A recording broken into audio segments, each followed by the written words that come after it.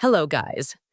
Today I'll show you how to install or update NVIDIA graphics driver version 595.79. First, go to the NVIDIA website, link in description. Select your graphics card series and model, then select your Windows version and click Find. On the next page, locate the GeForce Game Ready driver 595.79, then download. Once downloaded, run the .exe file. Click Yes to allow, then Agree and continue. You can choose Express to upgrade existing drivers or Custom for a clean installation. I recommend Custom Arrow perform a clean installation to reset all NVIDIA settings.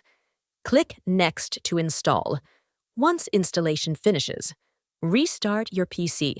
After the restart, your driver will be updated to version 595.79.